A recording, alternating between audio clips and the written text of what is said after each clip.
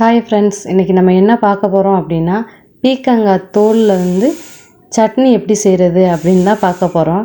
நம்ம சட்னியாகவும் அதை அரைச்சிக்கலாம், இல்லை அப்படின்னா துவையலாகவும் அரைச்சிக்கிறலாம். பாருங்கள், ஃபஸ்ட்டு வந்து நம்ம கடாயை வச்சு அதை நல்லா காஞ்சதுக்கப்புறம் எண்ணெய் ஊற்றிக்கலாம்.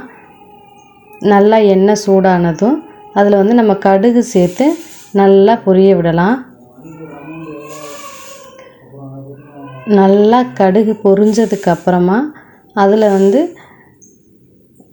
1 ஸ்பூன் உளுந்து, 1 ஸ்பூன் கடலைப்பருப்பு சேர்த்து நல்லா வறுத்துக்கலாம். பாருங்கள், கைவிடாமல் நல்லா வறுத்துக்கலாம்.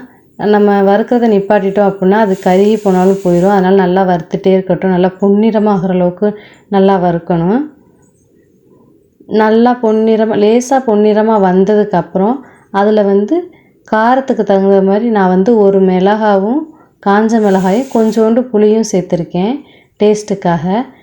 இப்போ வந்து புளி சூடானா போதும். மிளகாய் வந்து நல்லா அது கூட வந்து நல்லா வறுத்தா மட்டும் போதும். அது வந்து லேசாக முறுமுறுன்னு ஆனால் போதும். ரொம்ப கருகிற அளவுக்குலாம் வறுக்கக்கூடாது. பாருங்கள், நல்லா முறுமுறுன்னு ஆயிடுச்சு எல்லாமே.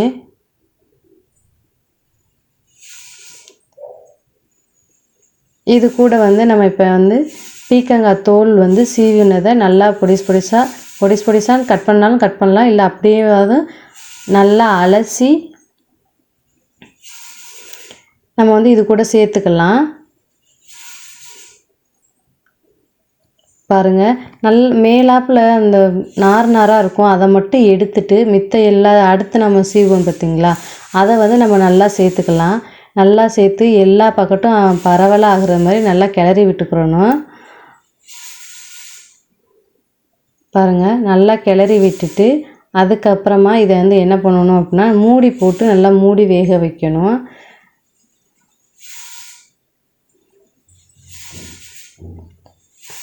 நல்லா கிளறி விடணும். கிளறி விட்டுட்டு இதில் தண்ணி எதுவுமே நம்ம வந்து சேர்க்கக்கூடாது. பாருங்கள், வெந்ததுக்கு அப்புறமா இந்த அளவுக்கு ஆயிரும். நம்ம ஃபஸ்ட்டு வந்து கிளறதுக்கே கஷ்டமாக இருந்துச்சு. இப்போ பாருங்கள், நல்லா வெந்து சாஃப்டாக கடலைப்பருப்பு உளுந்து பருப்போடு நல்லா மிக்ஸ் ஆகிற அளவுக்கு ஆயிடுச்சு. இப்போ வந்து அடுத்ததாக நம்ம என்ன பண்ணணும் அப்படின்னா நல்லா கிளறி விட்டு வெந்துருச்சான்னு பார்க்கணும்.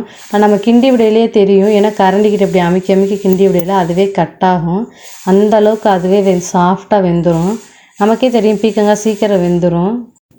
நல்லா ஆற வைக்கணும். ஆற வச்சு மிக்ஸி சாரில் சேர்த்து நல்லா ஃபைன் பேஸ்ட்டாக அரைச்சிடணும். அரைச்சிட்டு நம்ம வந்து இதை அப்படியேவும் சாப்பிட்லாம், அதே டேஸ்ட்டாக தான் இருக்கும். அரைக்கையில் கொஞ்சமாக உப்பு சேர்த்துக்கோங்க. இதை செஞ்சு பார்த்துட்டு எப்படி இருந்துச்சுன்னு சொல்லுங்கள். டாட்டா.